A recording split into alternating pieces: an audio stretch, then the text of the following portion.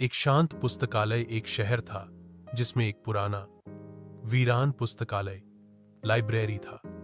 वहां न कोई किताब चुराता, न कोई शोर मचाता, न कोई वापस आता, क्योंकि जो एक बार अंदर गया वह फिर कभी बोला नहीं। किरदार हमजा एक युवा छात्र था जिसे पुरानी किताबें पढ़ने का शौक था। एक दिन उसने अपने उस्ताद से सुना, शहर के पुराने पुस्तकालय में ऐसी किताबें हैं जो इंसान को सच दिखाती हैं लेकिन जबान छीन लेती हैं।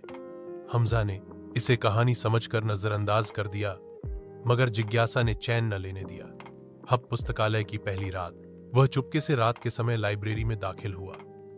सन्नाटा, धूल, पुरानी रोशनी और किताबों की बू हर तरफ थी।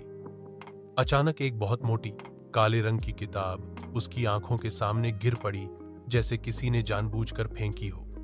किताब का शीर्षक था, जो जानना चाहते हो वह सुन नहीं सकोगे। हमजा ने हौंसते हुए कहा, तो फिर पढ़ लेता हूं। जैसे ही उसने पहला पन्ना पढ़ा, उसे अपने अतीत के गुनाह नजर आने लगे, फिर अपने दोस्तों के सच्चे चेहरे, फिर वो राज जो किसी ने कभी उसे नहीं बताए। फिर क्या हुआ? हमजा चीखना चाहता था, मगर उसकी आवाज जा चुकी थी।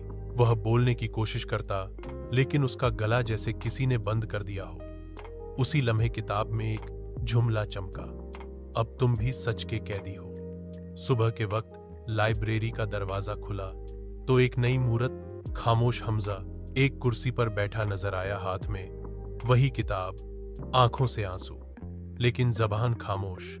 योरहद देहिज्तिहाद और सबक। कभी कभी कुछ सच इतने भारी होते हैं कि जबान भी उन्हें बर्दाश्त नहीं कर सकती। हर इल्म फायदेमंद नहीं होता।